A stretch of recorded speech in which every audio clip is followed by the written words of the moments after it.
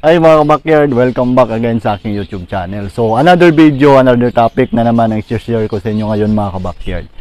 So isa ka ba sa namroblema sa alaga mong ibon o yung parakit budgerigar, African lovebirds, cockatiel o yung English budgie mo na alaga na matagal mo na silang ipinagpares and then proven ang kanilang pair tapos hindi sila makaitlog sa'yo. So, mayroon ako ipapakita sa inyo ngayon mga kabakyard na vitamins na maganda sa problema nyo tungkol sa matagal na pag-itlog ng inyong ibon. So, wag na nating patagalin mga kabakyard. Mag-start na tayo sa topic natin para malaman nyo kung ano yung mga paraan na ibibigay ko sa inyo kung paano mapaitlog ng madali at makaitlog ng marami ang inyong mga alaga.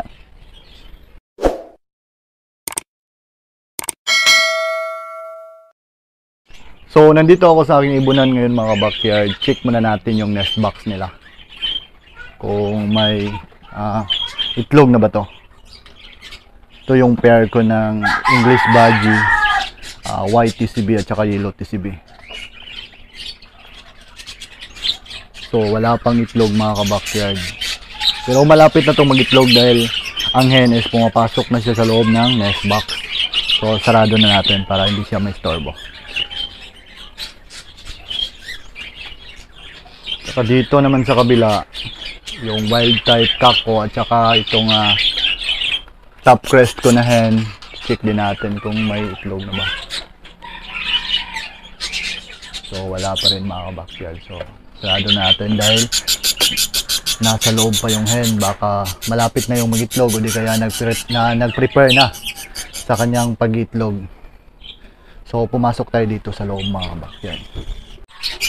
So, itong parisa na to mga backyard, ito po yung back-to-back rainbow material ko na parakits.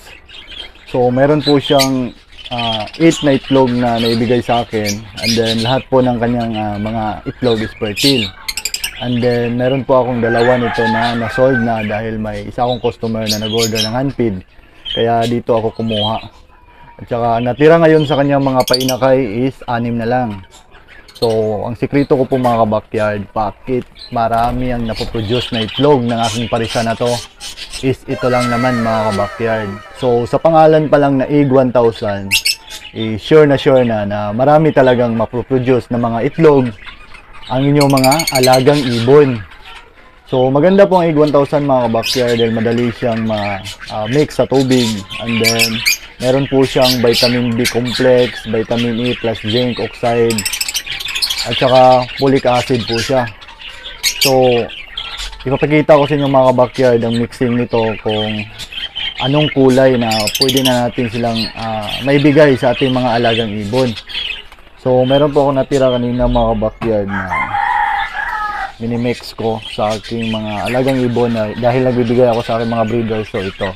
So, pag ganito ng kulay, at saka napuno na po ninyo ang inyong 1.5 is okay na po yun na magbigay kayo sa kanila pag once ganito na. So ang kagandahan po ng Egg 1000 mga backyard is maganda siya sa ating mga alagang manok, alagang kalapati, alagang bibi. So ito po yung ginagamit ko din sa aking mga alagang USL key, mga pre-sale na pansi chicken ko na manok, at saka sa aking mga silver sea bright na bantam. So, proven ko na po ito sa aking mga alaga sa bahay dahil maganda ang kanyang ibibigay na fertility egg sa aking mga alaga. And then, marami din siyang na-produce na mga itlog sa aking mga alaga pag once gumagamit ako ng ganitong vitamins. So, kukuha muna ako mga ka-backyard ng mga painakay dito para makita nyo. Kasi ang ganda nitong isa na to, top crest siya. So ayan, so ganda niya mga backyard. Top crest lang siya na rainbow material para kids. So meron din namang isa dito na so ayan, crested siya. So ito po yung result mga backyard sa paggamit ko ng vitamins na to. At saka mayroon ako mga bagong breeders ngayon na mayroon ng mga inakay, at saka mayroon na din silang mga itlog.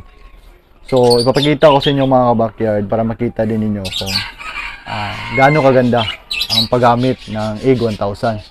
So disclaimer lang mga ka-backyard, hindi ako sponsor ng Egg 1000. So sadyang ito lang talaga ang ginagamit ko sa aking mga alagang ibon at manok dito sa bahay dahil proven na po ito na maganda talaga sa fertility egg at saka pag-boss ng itlog sa ating mga breeders na ibon.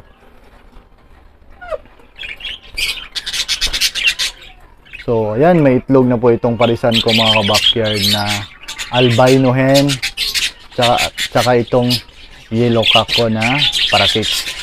So mayroon siyang dalawang inakay ngayon at saka mayroon pa siyang 4 na itlog na hindi pa na pipisa. So dati ang naibibigay niya sa aking itlog is 2 lang o di kaya 3. So ngayon is naging 6 na at saka nag-start na siyang mag-hatch ng kanyang mga itlog.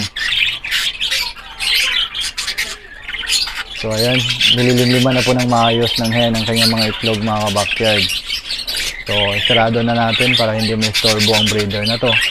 And then check naman natin dito sa kabila sa aking cobalt blue na cock at saka sa pied ko na hen.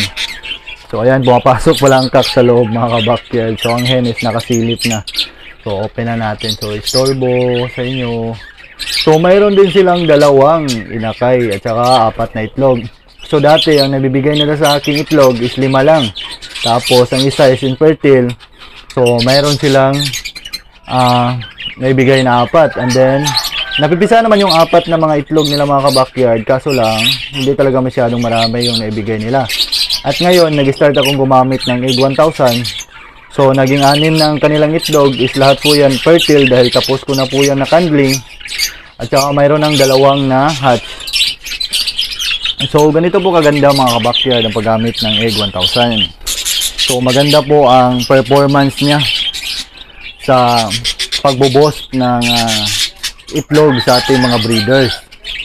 So kung isa kayo sa namroblema sa mga alaga nyong ibon o sa mga alaga nyong manok o kalapati at saka bibi, so ito yung magandang ika-recommend ko sa inyo mga ka-backyard na good sa problema nyo tungkol sa maliit na pagbigay ng itlog ng inyong mga alagang breeders, matagal na pag-itlog o ayaw mag-itlog.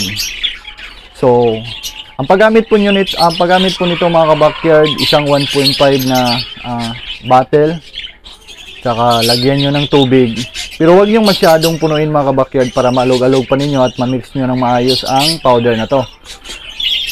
Pag once nakita nyo na medyo brown na siya mga ka-backyard, is pwede na nyong gamitin yon sa inyong mga alagang ibon at maglagay kayo sa kanilang patubigan. So hanggang dito na magtatapos ang vlog ko mga ka-backyard. Don't forget to like, share, and subscribe para lagi kayo updated sa mga kaganapan dito sa aking mga alagang ibon sa bahay. So God bless po sa ating lahat mga ka-backyard. Mag-ingat po tayo.